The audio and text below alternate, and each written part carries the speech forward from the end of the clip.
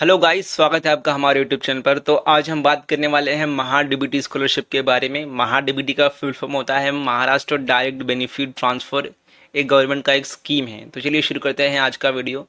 देखो, जो स्कॉलरशिप है मेनली जो प्रोफेशनल कोर्स होते हैं उनके लिए हैं। प्रोफेशनल कोर्स यानी कि बी फार्मेसी या फिर इंजीनियरिंग उनके लिए है। तो नॉन प्रोफेशनल कोर्स क्या, उनके लिए कोई स्कॉलरशिप नहीं है क्या, मैं उसका भी बताऊँगा लेकिन लास्ट में।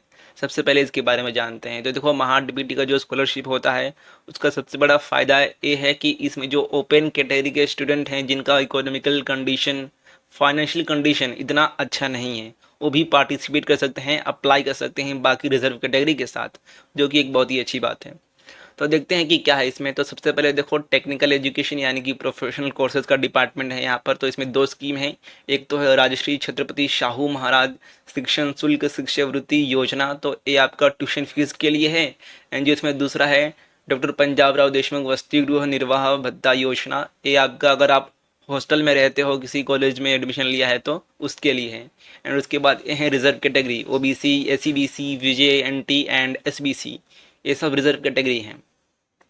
तो इसकी देखो एलिजिबिलिटी क्या है। आपके पास महाराष्ट्र का डोमिसाइल सर्टिफिकेट होना चाहिए, यानी कि आप महाराष्ट्र के रहिवासी होने चाहिए पिछले 14 साल से, इसलिए आपके पास डोमिसाइल सर्टिफिकेट होना चाहिए। फिर उसके बाद आप क्लास 10th एंड 12th पास होने चाहिए 60% मार्क्स से। उसके बाद आपकी जो एनुअल फैमिली इनकम है वो 2 से 8 लाख के बीच में होनी चाहिए, यानी कि 8 लाख से नीचे, तभी आपको स्कॉलरशिप का फ़ायदा मिलेगा। एंड डॉक्यूमेंट्स हैं, आपके पास फ़ोटो होना चाहिए, आधार कार्ड, कॉलेज का leaving certificate and CAP allotment letter. तो देखो, एक और बात, मैंने अभी कहा कि ये जो स्कॉलरशिप है वो प्रोफेशनल कोर्सेज के लिए हैं, लेकिन प्रोफेशनल कोर्सेज में भी वो बच्चे जो कैब के थ्रू आए हैं, ऐसे नहीं जिन्होंने मैनेजमेंट कोटा के थ्रू मान लो बी फार्मेसी या फिर इंजीनियरिंग में एडमिशन लिया है, तो उन्हें नहीं मिलेगा ये स्कॉलरशिप का फ़ायदा। सिर्फ उनके लिए है जिन्होंने कैब के थ्रू एडमिशन लिया है। उसके बाद 10th एंड 12th का मार्कशीट हो गया, कास्ट सर्टिफिकेट हो गया, इनकम सर्टिफिकेट आपके फादर का। उसके बाद बैंक का आपका सब होना चाहिए, बैंक का पासबुक, बैंक का जो भी अकाउंट नंबर है। उसके बाद self declaration certificate and domicile certificate. Ration card हो गया, वो नहीं चाहिए। हॉस्टल सर्टिफिकेट तभी चाहिए रहेगा जब आप हॉस्टल का भी स्कॉलरशिप अप्लाई करोगे। उसके बाद गैप सर्टिफिकेट, अगर आपका गैप रहेगा उसका। हैंडीकैप सर्टिफिकेट, वो भी अगर आपके पास कुछ हैंडीकैप हो आप तभी चाहिए होगा। बाकी इतने ही इंपॉर्टेंट डॉक्यूमेंट हैं। तो देखो, ये है आपका वेबसाइट महा-डीबीटी का, यहाँ पर अप्लाई करना होता है। तो अब सबसे इम्पोर्टेंट बात कि कब अप्लाई करना होता है। देखो, जब आपका एडमिशन हो जाता है, आप जो भी फीस है वो भर देते हो, आपको कॉलेज वाले रिसिप्ट देंगे फीस का, तब जाके आपको अप्लाई करना होता है। और तब जब कॉलेज वाले नोटिस देंगे कि जो भी स्कॉलरशिप का फॉर्म है वो चालू हो गया है, अभी जाके भरो वेबसाइट पे, तब। अभी नहीं करना होगा, जब आपका एडमिशन हो जाएगा बी फार्मेसी या फिर इंजीनियरिंग में, तब जाके अप्लाई करना होता है।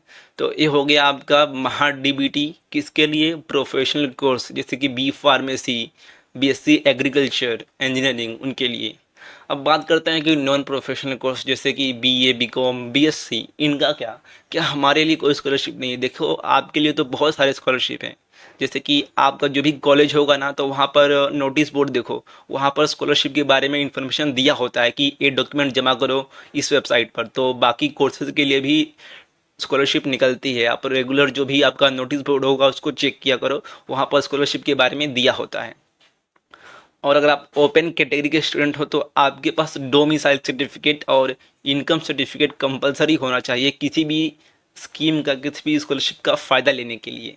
एंड बाकी अगर आप किसी रिजर्व कैटेगरी से हो तो आपको पता ही है कि कौन कौन से डॉक्यूमेंट चाहिए होंगे, जो भी आपका creamy layer, non creamy layer, उसके बाद कास्ट का सर्टिफिकेट, वो सब आपके पास रहना चाहिए। तो आप नॉन प्रोफेशनल कोर्स हो तो आपके पास भी बहुत सारे स्कॉलरशिप आते रहते हैं। कॉलेज में जो भी नोटिस बोर्ड होगा वहाँ पर स्कॉलरशिप के बारे में इन्फॉर्मेशन आते रहती है, तो उसको भी चेक करना है एडमिशन के बाद कि कौन सा नोटिस लगा है स्कॉलरशिप का, कहाँ पर मुझे भरना है। तो इसके लिए सबसे इम्पोर्टेंट आपके पास, अगर आप ओपन कैटेगरी के हो तो डोमिसाइल और इनकम सर्टिफिकेट होना चाहिए किसी भी स्कॉलरशिप का फ़ायदा लेने के लिए। एंड बाकी जितने भी कैटेगरी हैं, एससी एसटी, उनके पास भी सारे उनके डॉक्यूमेंट होने चाहिए।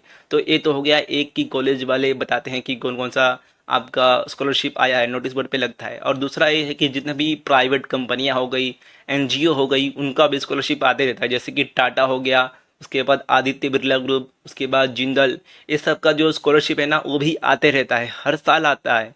और इस साल भी आएगा 2023-24 के लिए, तो उसके बारे में मैं आपको इन्फॉर्मेशन प्रोवाइड कराऊंगा इस चैनल पर। इसलिए इस चैनल पर बने रहिएगा, चैनल को सब्सक्राइब करके बेल आइकन को प्रेस कर लीजिएगा। मिलते हैं अन्य किसी वीडियो में। धन्यवाद।